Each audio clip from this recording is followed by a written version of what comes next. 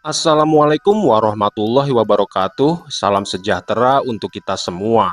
Selamat datang kembali di Lingkaran Misteri.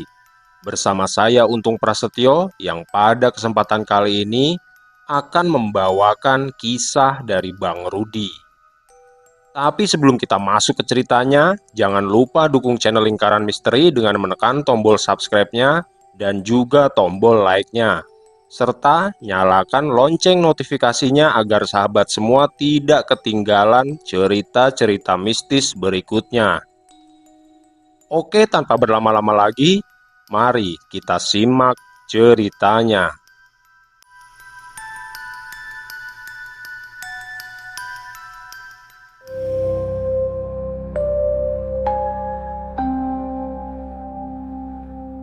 Setelah bertahun-tahun menabung dari gaji yang pas-pasan, akhirnya Wahyu bisa mewujudkan impiannya untuk memiliki rumah sendiri. Rumah kecil di kawasan Jakarta Selatan itu tampak sederhana dan kokoh, berdiri di antara deretan bangunan lama yang seolah menyimpan kisah masa lalu di tiap retakan dindingnya. Cat temboknya mulai memudar, pagar besinya berkarat di beberapa bagian, dan halaman depannya dipenuhi rumput liar yang tumbuh tidak beraturan. Meski begitu, bagi Wahyu dan istrinya Eka, rumah itu terasa seperti anugerah besar. Hasil perjuangan panjang setelah bertahun-tahun berpindah dari satu kontrakan ke kontrakan lainnya. Setelah melakukan beberapa perbaikan kecil, Wahyu dan Eka akhirnya mulai memindahkan barang-barang mereka dari kontrakan lama ke rumah baru yang kini resmi menjadi milik sendiri. Hari pertama mereka menempati rumah itu dipenuhi rasa lega dan tawa. Aroma cat baru masih menguar di ruang tamu, bercampur dengan bau kayu lembab dari lantai yang baru dibersihkan. Kardus-kardus berisi barang belum seluruhnya dibuka, tapi Eka sudah sibuk menata dapur kecil di pojok belakang, sementara Wahyu membereskan kabel-kabel listrik dan kipas angin tua yang setia menemani mereka sejak di kontrakan pertama. Dari luar terdengar samar suara anak-anak bermain, bersahut-sahutan dengan deru motor yang sesekali melintas di jalan besar. Para tetangga pun berdatangan menyapa dengan ramah sejak hari pertama Wahyu dan Eka menempati rumah itu. Suasana sore terasa hangat, matahari condong ke barat menembus celah dedaunan dan memantul di dinding rumah-rumah tua di sepanjang gang kecil itu. Bau gorengan dari warung ujung jalan bercampur dengan aroma tanah lembab sisa hujan siang tadi, menciptakan nuansa khas lingkungan Jakarta yang akrab dan sederhana. Di hari itu seorang ibu paruh baya muncul dari arah rumah sebelah mengenakan daster bermotif bunga dan membawa sepiring kue cucur yang masih hangat. Wajahnya ramah, senyumnya lebar dan langkahnya pelan, seperti orang yang sudah lama ingin berkenalan. Dengan nada santai dia bercerita bahwa rumah yang kini ditempati Wahyu dan Eka dulunya milik seorang perempuan tua yang hidup sendirian bertahun-tahun lamanya. Setelah sang pemilik meninggal, rumah itu sempat kosong cukup lama sebelum akhirnya dijual oleh keluarga jauhnya. Cerita itu disampaikan tanpa maksud apapun, hanya obrolan ringan khas tetangga baru yang mencoba membuka percakapan. Tidak ada nada misterius dalam suaranya, tidak ada isyarat aneh yang menimbulkan kecurigaan. Namun entah mengapa, saat ibu itu menyebut bahwa rumah tersebut pernah lama dibiarkan kosong, Eka sempat menatap sekeliling ruangan dengan perasaan yang tidak bisa dijelaskan. Seperti ada udara yang tiba-tiba lewat di tengkuknya, singkat namun nyata. Dia menepisnya cepat-cepat, menganggap itu mungkin hanya efek lelah setelah seharian mengurusi rumah tersebut. Beberapa hari pertama, kehidupan di rumah baru berjalan dengan tenang dan terasa biasa saja. Pagi-pagi, Eka bangun lebih awal, menyalakan kompor dan mulai menyiapkan sarapan. Aroma kopi dan roti panggang menyebar perlahan di seluruh rumah. Sementara itu, Wahyu menyiapkan diri untuk berangkat ke kantor, menyalakan motor tuanya yang masih setia menemani hari-hari mereka, sambil sesekali mengecek apakah semua jendela dan pintu terkunci dengan rapi. Malam harinya mereka habiskan dengan menonton televisi di ruang tamu atau sekedar mengobrol ringan di teras rumah mereka. Meski beberapa kardus dan peralatan rumah tangga belum sempat dibereskan, namun keduanya sudah mulai merasa nyaman dan betah. Suasana rumah terasa hidup, hangat, dan tenang, seperti memberikan rasa aman bagi kedua pasangan itu setelah sekian lama berpindah dari satu kontrakan ke kontrakan lainnya. Namun seiring hari-hari berlalu, suasana rumah itu perlahan-lahan mulai berubah, meski tidak langsung tampak jelas. Awalnya, hanya hal-hal kecil yang nyaris tidak mereka sadari. Eka beberapa kali merasa seperti mendengar langkah kaki di ruang belakang. Langkahnya pelan, teratur, seolah seseorang sedang mondar-mandir di dekat dapur. Suara itu selalu muncul saat dia sendiri, entah ketika sedang menyiapkan makanan atau sekedar membereskan piring. Namun, setiap kali diperiksa tidak ada siapapun di sana. Lantai licin itu hanya memantulkan bayangan dirinya sendiri yang samar di bawah cahaya lampu neon, membuatnya sesaat merasa seperti rumah itu bermain-main dengan matanya. Kadang ketika sore menjelang maghrib, udara di dalam rumah tiba-tiba terasa dingin. Bukan dingin dari kipas angin, bukan pula sekedar angin dari jendela yang terbuka, tapi semacam hawa lembab yang datang dari arah kamar tengah.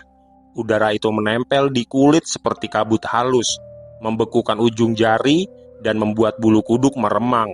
Eka menepis rasa aneh itu. Dia berusaha menenangkan diri dengan berpikir mungkin ini hanya efek cuaca yang tidak menentu.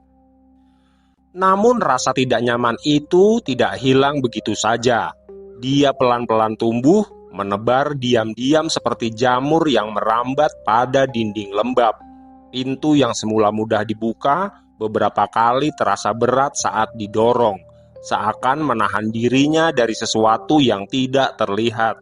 Suara-suara kecil pun mulai muncul di malam hari. Desahan samar, gemericik, dan gesekan yang tidak jelas asalnya. Pada awalnya, Eka menolak mengaitkannya dengan hal-hal mistis, tapi ketidaknyamanan itu perlahan-lahan menempel di pikirannya, membuat setiap langkah dan gerakannya di rumah itu terasa diawasi oleh sesuatu yang tidak tampak. Sementara itu, Wahyu yang terlalu sibuk dengan pekerjaan kantor jarang memperhatikan hal-hal kecil semacam itu. Baginya, rumah itu masih dalam tahap penyesuaian. Bangunan lama mungkin masih banyak perlu diperbaiki, dan beberapa bunyi aneh dia anggap wajar. Namun, bagi Eka, setiap hari yang berlalu justru membuat rumah itu terasa semakin berbeda. Seakan ada sesuatu yang perlahan-lahan mengisi ruang-ruang yang sebelumnya kosong. Saat malam datang dan lampu-lampu penerangan jalan di luar rumah menyala, rumah baru mereka seakan malah menutup diri. Suara jangkrik yang biasanya menemani senja kini lenyap, digantikan oleh sunyi yang terlalu panjang, begitu pekat hingga terdengar di dalam kepala. Angin malam yang masuk melalui jendela hanya menambah hawa dingin samar, berbeda dari dingin biasa. Seperti ada sesuatu yang menempel tapi tak terlihat. Di suatu malam ketika Eka sendirian menonton TV di ruang tamu, dia memperhatikan sesuatu yang janggal. Bayangan pada dinding tampak bergerak perlahan meski tidak ada siapapun yang melintas di depan sumber cahaya. Dia menatap lama, mencoba menenangkan diri dan berpikir mungkin matanya bermain-main atau lampu televisi yang memantul di kaca. Setelah beberapa saat, dia memalingkan wajah, menarik nafas panjang, lalu mematikan televisi. Namun, dalam keheningan itu entah mengapa, dia merasa seperti ada yang ikut bernafas bersamanya. Hadir di dekatnya tapi tak nampak. Rumah yang beberapa hari lalu terasa hangat dan penuh kehidupan, kini seakan menatapnya balik. Dalam diam yang penuh arti, seperti menunggu sesuatu yang belum sempat dia mengerti. Jantungnya berdegup lebih cepat, Bulu kuduknya meremang, tapi dia menegakkan diri, mencoba menenangkan rasa takut yang perlahan merayap di dalam setiap sudut pikirannya. Di malam lainnya, ketika Wahyu baru saja pulang bekerja dan duduk bersama istrinya di ruang tamu, tiba-tiba suara denting lembut terdengar dari arah dapur. Eka menoleh dan matanya menangkap piring kaca yang terletak di meja dapur bergeser dengan sendirinya. Piring itu perlahan merayap ke tepi meja, lalu jatuh dengan bunyi pecah saat menyentuh lantai. Jantungnya berdegup kencang dan dia hampir tidak percaya dengan apa yang baru saja dilihatnya. Wahyu pun ikut menatap ke arah dapur dengan wajah yang tenang. Dia berpikir jika ada binatang kecil seperti tikus yang menyenggol benda itu hingga terjatuh. Dia melangkah mendekat ke arah dapur tanpa sedikit pun rasa takut. Akan tetapi, ketika dia sampai di tempat piring kecil itu pecah, sendok dan garpu yang berada di rak dapurnya bergeser sendiri, lalu jatuh satu persatu hingga berserakan di lantai. Wahyu menahan nafas karena rasa kaget bercampur rasa tidak percaya, karena dia melihat sesuatu yang terjadi di luar nalar manusia.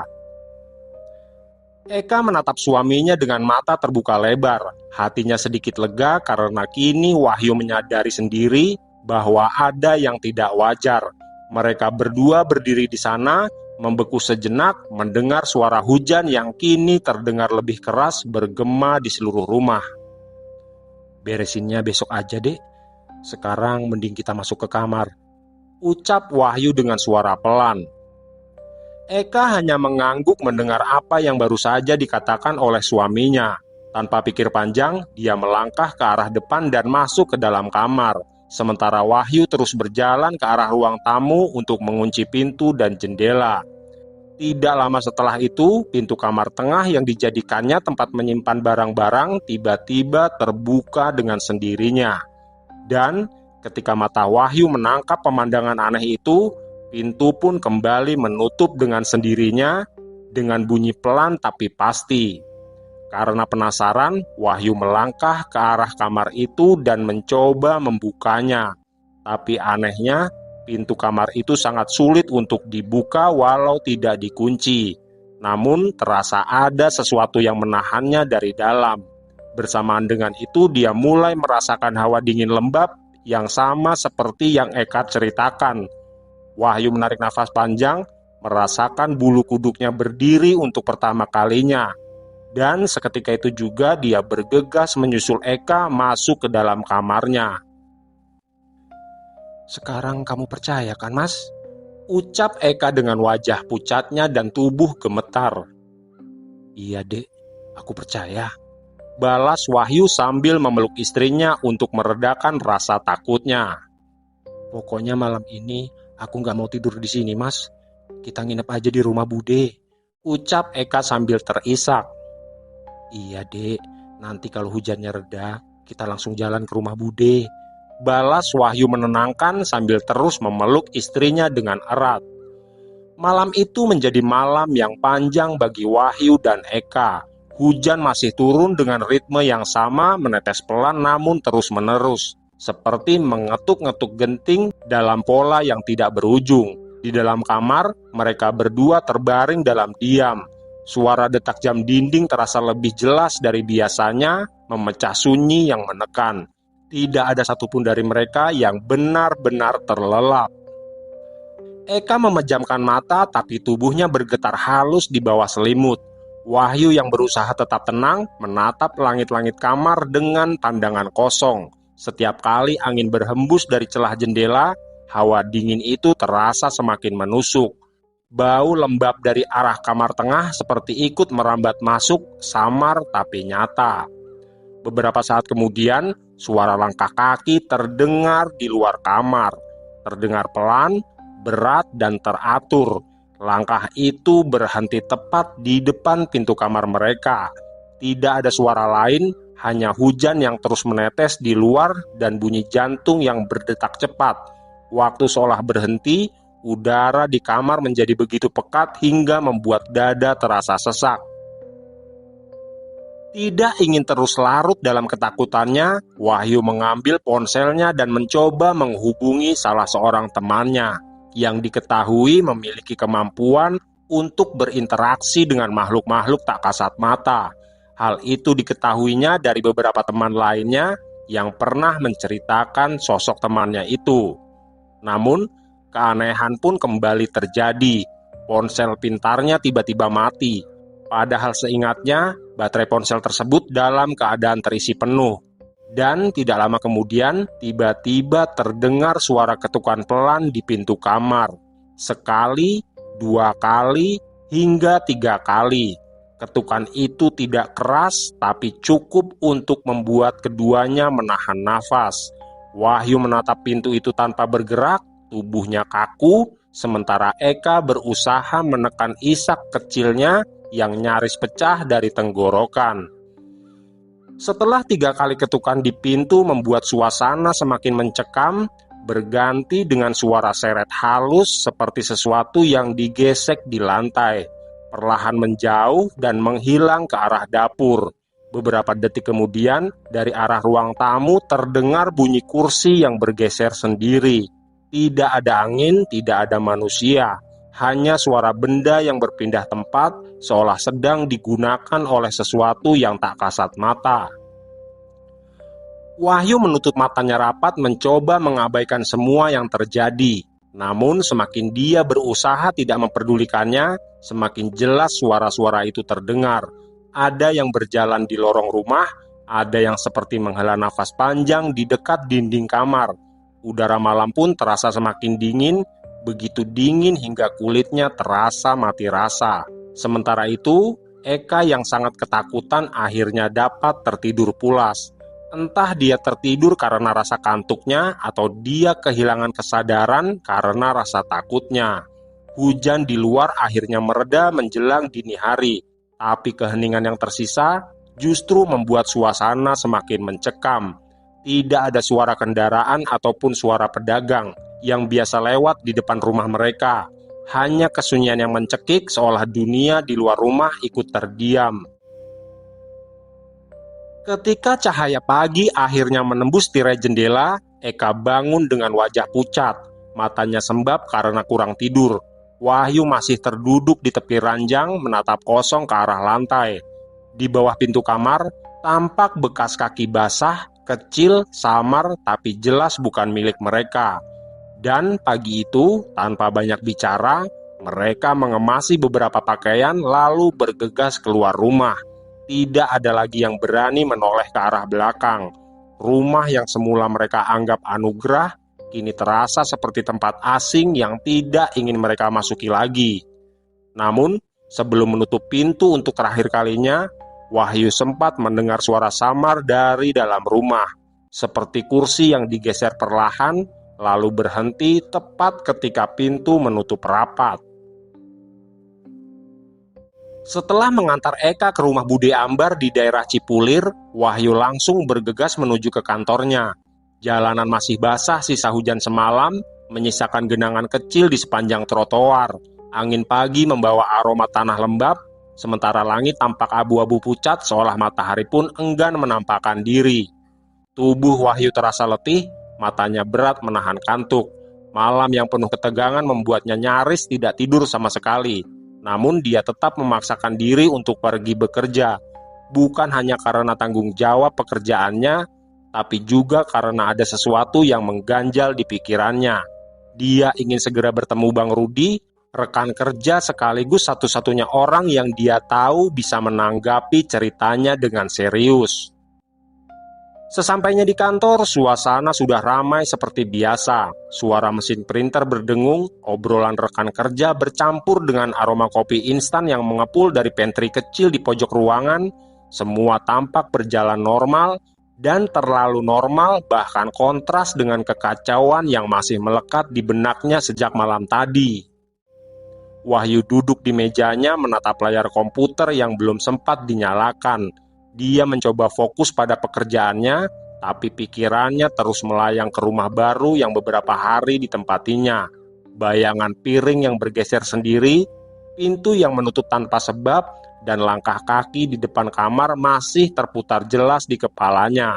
Sesekali dia mengusap wajah, menarik nafas panjang, dan mencoba menepis bayangan-bayangan itu. Dia tahu hanya Bang Rudi yang bisa dia ajak bicara. Bukan untuk sekedar berbagi rasa takut, tapi juga untuk mencari penjelasan. Sebab dalam hati kecilnya, Wahyu masih ingin percaya bahwa semua itu bisa dijelaskan secara logis, meski sesuatu di dalam dirinya mulai mengatakan sebaliknya. Pukul 9 lewat, Bang Rudi datang seperti biasa. Wajahnya santai, langkahnya tenang, membawa segelas kopi hitam di tangan kanan. Dan saat itulah Wahyu menegakkan tubuh, mencoba menyusun kata-kata. Dia tahu, begitu Bang Rudi duduk di kursinya, cerita akan keluar dan pagi itu tidak akan lagi sama seperti pagi-pagi sebelumnya. "Bang, maaf bang, boleh minta waktunya sebentar?" ucap Wahyu dengan suara pelan. Wahyu, ada apaan yuk?" balas Bang Rudi sambil menatap ke arah Wahyu. "Lah, ente ngapa pucat begitu yuk? Udah kayak orang kurang darah aja ente," imbuhnya lagi dengan nada bercanda. "Iya bang, semalam saya kagak bisa tidur," balas Wahyu yang langsung duduk di depan meja Bang Rudi. "Ada apaan sih? Romannya masalah ente berat bener," tanya Bang Rudi yang mulai penasaran.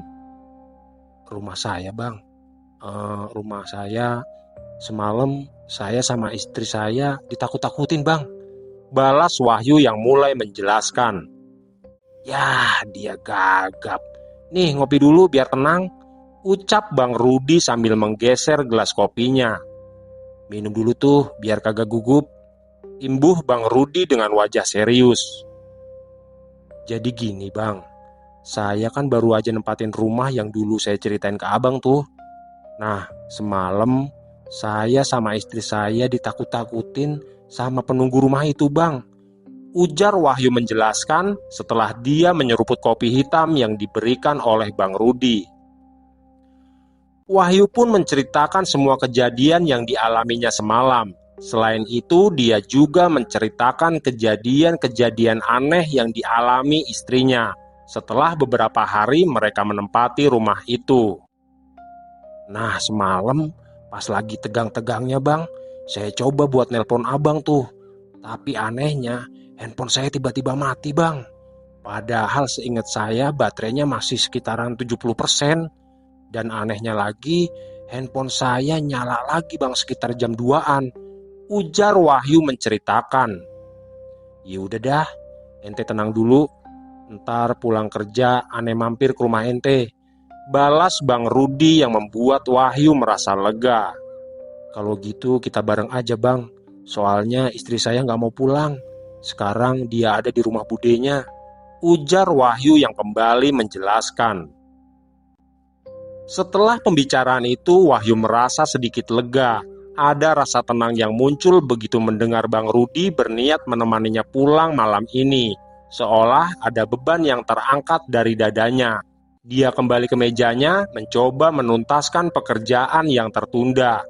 Namun pikirannya terus melayang, memutar ulang setiap kejadian yang diceritakannya barusan. Hari itu terasa berjalan lebih lambat dari biasanya. Suara mesin fotokopi, dering telepon, dan langkah-langkah pegawai kantor yang berlalu lalang seakan jauh dari telinganya. Setiap kali mata Wahyu menatap layar monitor, bayangan rumah itu muncul di kepalanya. Piring yang jatuh dengan sendirinya, pintu yang menutup, dan hawa dingin lembab yang menempel di kulit seperti kabut. Semua silih berganti dalam pikirannya. Ketika malam tiba, hujan pun mulai reda. Mereka berdua pun bersiap untuk pulang. Bang Rudi dengan gayanya yang tenang hanya memakai jaket dan membawa tas lempang. Sementara Wahyu masih dengan raut wajah tegang mengendarai motornya perlahan, membiarkan Bang Rudi mengikutinya dari belakang. Jalanan Jakarta masih basah dan beruap, namun terasa lengang malam itu. Lampu jalan berpendar redup di antara butiran hujan yang masih tersisa. Ketika mereka tiba di depan rumah Wahyu, suasana terasa berbeda. Dari luar, rumah itu tampak biasa saja. Sepi, tertutup rapat, dan tidak ada tanda-tanda aneh. Namun, begitu mesin motor dimatikan, udara di sekitar mereka terasa lebih dingin dari biasanya.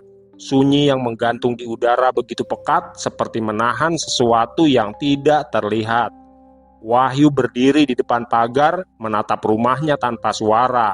Di dalam dadanya, rasa takut mulai menguasai hati dan pikirannya. Bang Rudi berjalan mendekat mengamati setiap sudut dengan pandangan tajam. Angin malam berhembus pelan, menggoyangkan dedaunan di halaman depan. "Ngapa rumah ente gelap banget, yuk?" tanya Bang Rudi memecah kesunyian malam itu.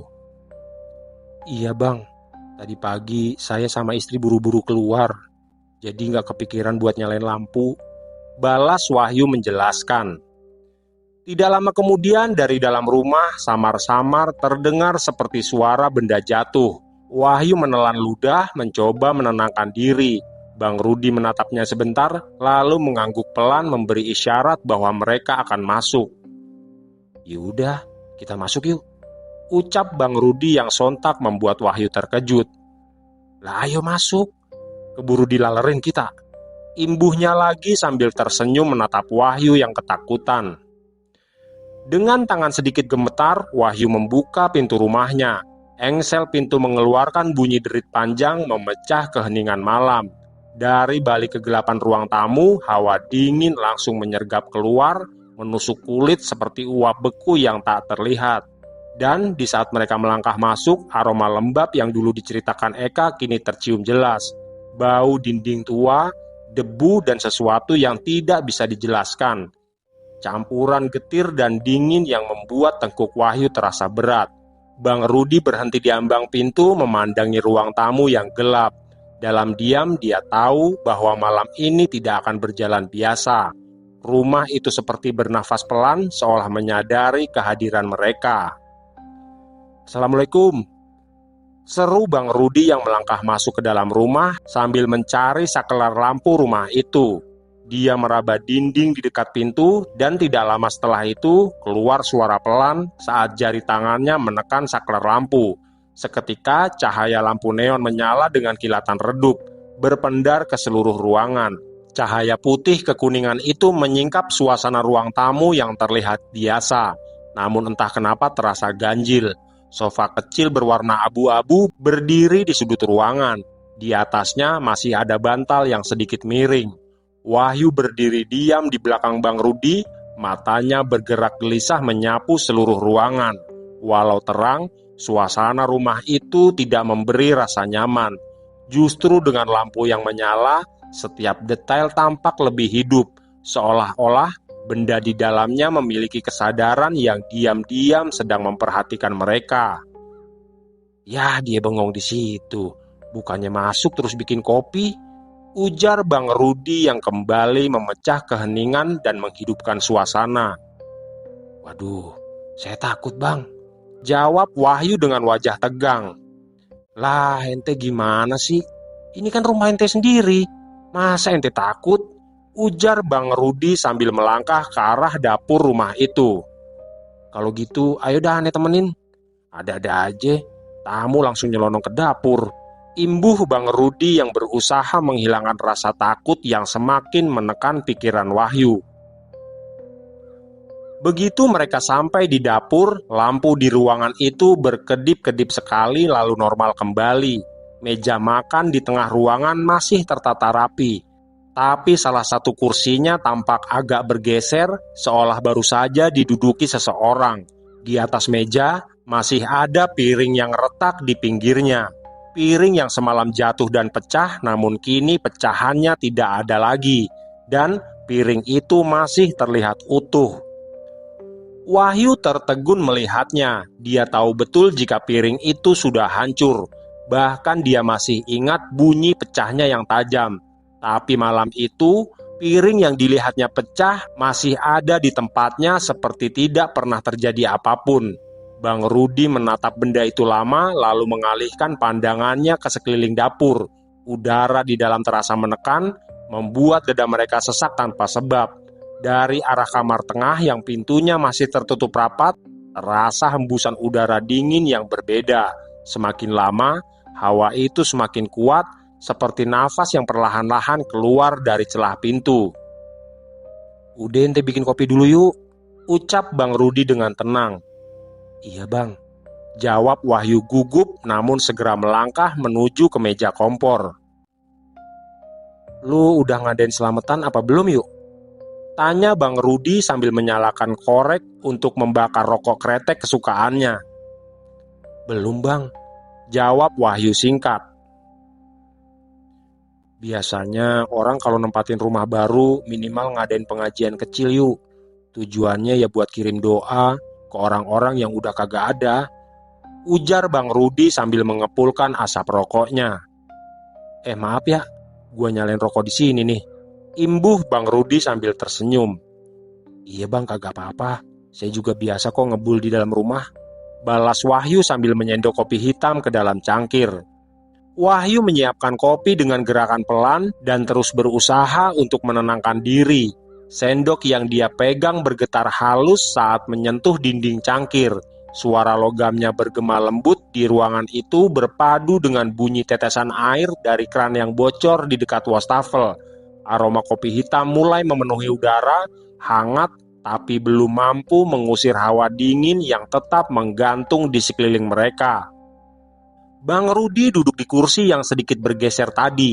Dia menghisap rokoknya dalam-dalam dan menghembuskan asapnya perlahan. Asap itu melingkar di udara, bergerak pelan sebelum lenyap. Tapi anehnya, arah kepulan itu tidak menanjak ke atas, justru tertarik ke arah kamar tengah yang tertutup. Seakan udara di ruangan itu mengalir ke satu titik, menyedot semua aroma dan panas yang ada. Lampu dapur berpendar lembut dan sesekali bergetar samar. Suara dari luar rumah nyaris tidak terdengar. Tidak ada motor, tidak ada hembusan angin. Yang ada hanya keheningan yang terasa terlalu panjang. Rumah itu tampak diam, tapi bukan diam yang menenangkan, melainkan diam yang mencekam. Wahyu meletakkan secangkir kopi panas ke meja, lalu duduk di seberang Bang Rudi. Tangannya masih terasa dingin, meski uap kopi menari di antara mereka. Di tengah kesunyian, waktu terasa melambat. Bahkan suara detak jam dinding pun terdengar aneh, tak beraturan, seolah jarumnya tersendat setiap beberapa detik. Di antara aroma rokok dan kopi, Bang Rudi menatap ke sekeliling ruangan tanpa banyak bergerak. Pandangannya tajam namun tenang. Dia memperhatikan setiap detail dan sudut langit-langit. Kursi yang bergeser, jendela yang berembun dari dalam, serta hawa dingin yang semakin menusuk. Sesekali matanya berhenti lama pada pintu kamar tengah yang masih tertutup rapat. Kamar itu tampak biasa, tapi setiap kali pandangannya tertuju ke sana, hawa ruangan seolah berubah semakin mencekam. Udara menjadi semakin pekat, dan dari celah bawah pintu tampak sesuatu seperti bayangan tipis yang melintas perlahan, samar dan nyaris tidak terlihat jika tidak diperhatikan dengan seksama. "Kira-kira rumah ini bisa aman lagi nggak bang?" tanya Wahyu memecah keheningan. "Insya Allah bisa yuk," jawab Bang Rudi dengan singkat. "Nah, sekarang ente tutup dulu noh pintu depan. Habis itu ente duduk di sebelah aneh," pinta Bang Rudi sambil memandang ke arah ruang tamu. Wahyu hanya menganggukkan kepalanya lalu berjalan ke arah ruang tamu dan menutup pintu rumah, lalu menguncinya dari dalam. Setelah itu dia kembali ke dapur dan duduk di kursi yang sudah disiapkan oleh Bang Rudi. "Entar kalau ada yang aneh-aneh, ente jangan kaget ye. Apalagi kalau ente ngeliat yang tinggal di rumah ini, jangan teriak," pinta Bang Rudi yang mulai memejamkan mata dan langsung membaca doa-doa perlindungan.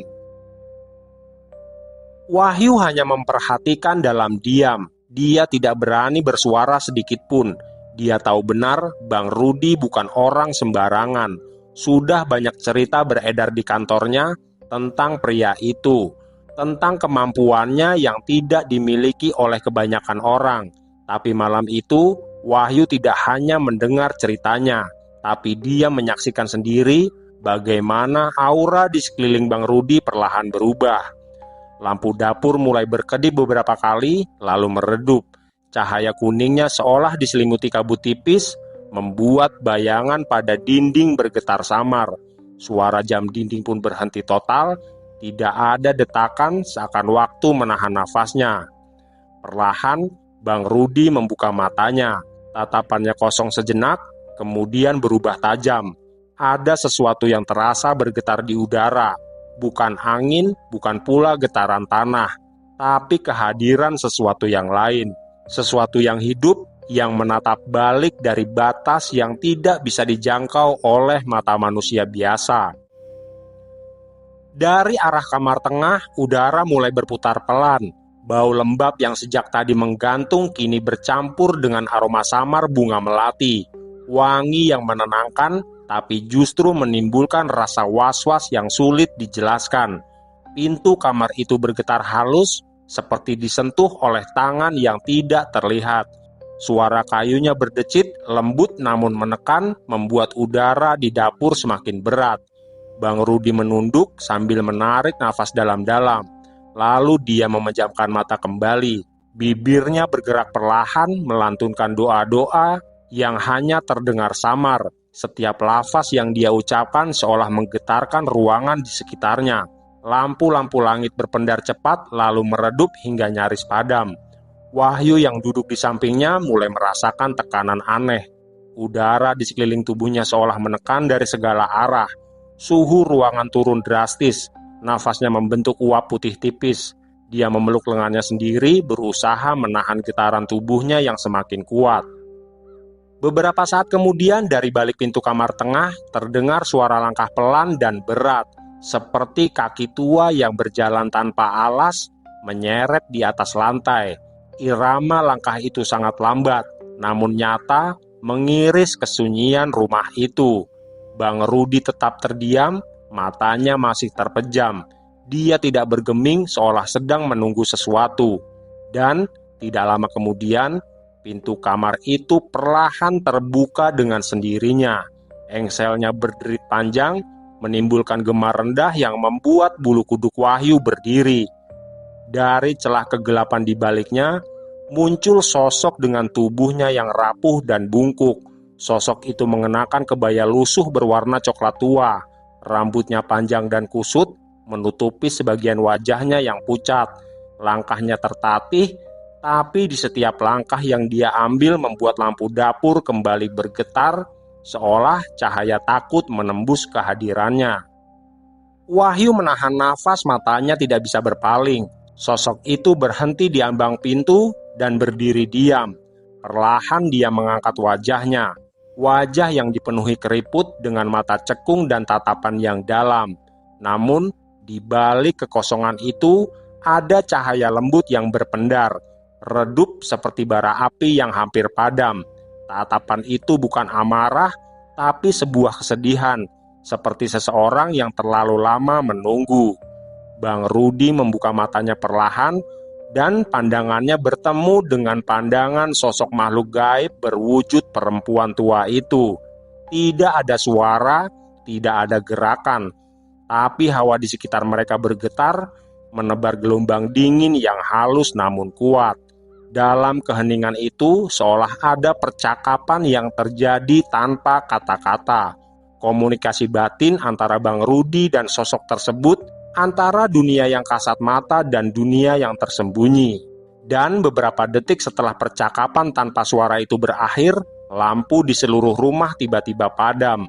Kegelapan menyelimuti setiap sudut, menelan cahaya dan suara dalam satu helaan nafas panjang.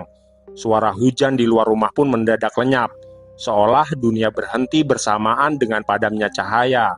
Dalam pekat yang mencekam itu, Wahyu menahan nafas, tubuhnya kaku, matanya membulat, tidak berani bergerak sedikit pun. Di tengah kegelapan yang membisu, sosok perempuan tua yang berdiri di ambang pintu lenyap begitu saja. Tidak ada suara langkah menjauh, tidak ada bayangan yang memudar. Sosok itu hanya hilang begitu saja seperti kabut yang larut ke udara. Beberapa saat kemudian, lampu rumah menyala kembali. Cahaya kuning yang merembas perlahan, mengusir gelap yang menempel pada dinding rumah. Segalanya tampak seperti sebelumnya. Meja, kursi, pintu, semuanya diam di tempatnya.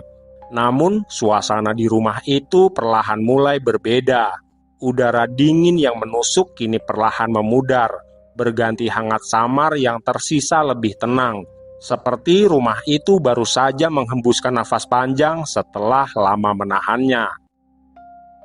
Bang Rudi masih duduk di tempatnya. Matanya terbuka lebar menatap ruangan yang kini tampak biasa. Wajahnya tetap tenang, tidak terlihat adanya rasa takut. Tapi dari sorot matanya, Wahyu tahu jika dia sedang membaca sesuatu yang tidak bisa dilihat oleh orang lain.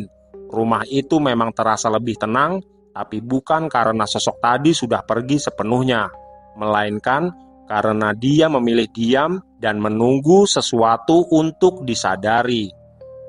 Tanpa mengucapkan sepatah kata pun, perlahan Bang Rudi melangkah ke arah kamar tengah. Pintu kamar itu kini terbuka sedikit, hanya beberapa senti.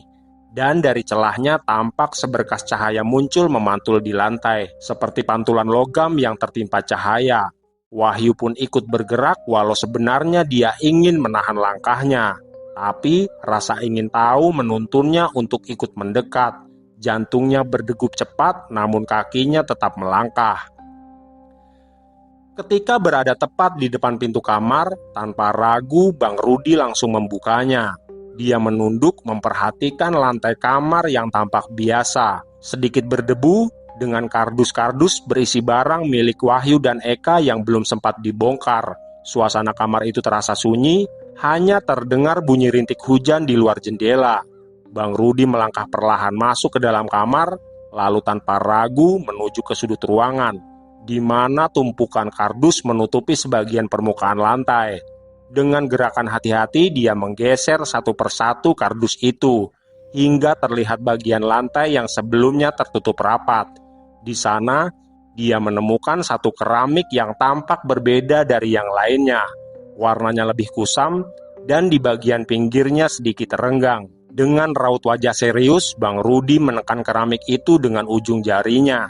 Ada bunyi kecil seperti sesuatu yang terlepas dari tempatnya. Perlahan, dia mengangkat keramik itu dan terbukalah sebuah ruang kecil di bawah lantai, semacam tempat penyimpanan rahasia yang telah tersembunyi selama bertahun-tahun.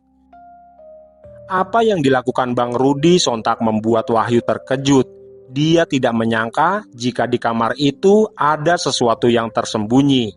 Padahal selama ini dia sudah berkali-kali mondar-mandir ke ruangan itu untuk menata barang, tapi tidak pernah menyadari keberadaannya. Dan betapa terkejutnya Wahyu ketika melihat sebuah kotak kecil di dalam lubang itu. Kotak kayu berwarna kusam dan tampak tua namun masih utuh. Bang Rudi mengulurkan tangan, mengangkat kotak itu dengan hati-hati, seolah menyentuh sesuatu yang rapuh. Tanpa berkata apapun, dia menutup kembali lubang lantai itu, lalu berdiri dan berjalan keluar menuju ruang tamu. Di bawah cahaya lampu yang temaram, Bang Rudi meletakkan kotak kayu itu di atas meja. Permukaannya dipenuhi debu dan bercak lembab. Namun, di salah satu sisinya terdapat ukiran halus berbentuk bunga melati. Simbol yang sama dengan wangi samar yang sejak tadi tercium di rumah itu. Dengan gerakan perlahan, Bang Rudi membuka tutup kotak kayu tersebut. Suara engsel kayu yang tua berderit pelan, dan di dalamnya tampak sebuah kalung emas tipis dengan liontin berbentuk bunga melati, berkilau samar meski diselimuti debu dan waktu. "Itu punya siapa, Bang?" tanya Wahyu penasaran. "Ini barang punyanya yang punya rumah ini yuk. Namanya Nek Imas," jawab Bang Rudi dengan tenang, namun membuat Wahyu terkejut mendengarnya. Bang Rudi menatap kalung itu lama, ujung jarinya menyentuh leontin berbentuk bunga melati yang kini tampak lebih bersinar di bawah cahaya lampu. Dalam diam, dia tahu betul arti dari temuannya itu. Dia menghela nafas pelan, lalu memandang Wahyu yang masih terpaku di hadapannya dengan wajah memucat, tapi penuh rasa ingin tahu dan keheranan. Di dalam hatinya, Bang Rudi mulai memahami semuanya. Sosok yang sering menakut-nakuti Eka dan juga Wahyu, serta yang tadi menampakkan diri bukanlah makhluk jahat. Dia hanyalah arwah seorang perempuan tua bernama Nek Imas, pemilik lama rumah ini yang hidup sendirian hingga akhir hayatnya. Dulu, sebelum meninggal, Nek Imas dikenal sebagai seorang sederhana dan tertutup. Kalung bunga melati itu adalah satu-satunya peninggalan berharga miliknya, hadiah dari mendiang suaminya yang meninggal lebih dulu. Menurut Bang Rudi, Nek Imas memang sengaja menyembunyikan kalung itu di tempat rahasia yang dulu dibuat oleh suaminya. Namun, ajal datang terlalu cepat dan tidak ada seorang pun yang tahu jika dia menyimpan benda berharga itu. Bang Rudi bisa merasakan selama ini arwah Nek Imas belum benar-benar pergi. Dia tetap tertambat di rumah itu menjaga benda terakhir yang menjadi kenangan hidupnya. Itulah sebabnya kehadirannya selalu terasa, bukan untuk menakuti, melainkan untuk memastikan bahwa peninggalannya itu tidak hilang begitu saja. Kini setelah kalung itu ditemukan, hawa di rumah itu perlahan berubah. Udara yang tadi lembab kini terasa hangat. Aroma bunga melati yang sejak tadi memenuhi ruangan mulai menipis, meninggalkan wangi lembut yang nyaris tak tercium. Bang Rudi menutup kembali kotak kayu itu dengan hati-hati, lalu menatap ke sekeliling rumah. Keheningan menyelimuti mereka berdua, tapi untuk pertama kalinya sejak malam itu, keheningannya terasa damai.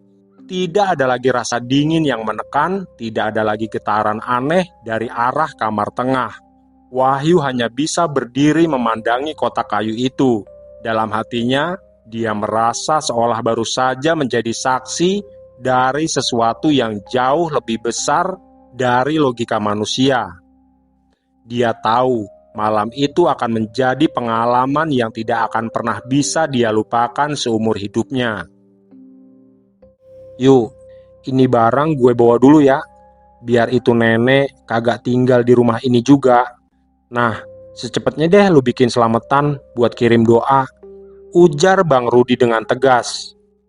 Iya bang, saya usahakan dalam minggu ini, saya dan Eka akan mengadakan pengajian di rumah ini, balas Wahyu dengan mantap. Nah, sekarang insya Allah dah rumah lu udah aman, ungkas Bang Rudi menegaskan.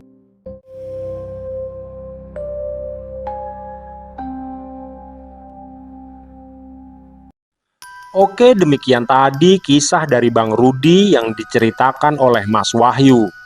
Dan buat sahabat semua yang ingin berbagi cerita, bisa kirimkan ke nomor WhatsApp yang ada pada deskripsi video ini. Terima kasih telah menyimak kisah ini hingga akhir, serta terima kasih juga buat sahabat misteri yang telah meninggalkan jejak di kolom komentar. Salam hangat buat Kak JJ yang masih setia menunggu kisah dari Sudiro. Lalu buat Mbah Saiful di Purbalingga, buat Bang Ahmad Hadi di Malaysia, Kak Maria Skolastika di Taiwan, Bang Ahmad Nasihin di Bekasi, Mang Aas di Kalimantan Timur, Gemilang Jaya di Bali, Bang Dedi Sop di Medan. Lalu ada Elang Muria, Ragnala Kreatif, Bang Roma, Bang Dodi Saputra, Bang Rahman, Erlangga 67, Kak Rasya Devina, Bang Bunyadi Al-Ghazali, Mas Wardoyo Hunter, dan Bang Buluk Tolak Buluk. Disusul Bang Robi Kandiawan, Bang Iwan Nur Cahyo, Mas Yusuf Kristofan, dan yang terakhir ada @mampirdisit4789. Oke, saya Untung Prasetyo pamit undur diri. Mohon maaf bila ada kesalahan dalam berucap. Sampai jumpa di kisah selanjutnya. Wassalamualaikum warahmatullahi wabarakatuh.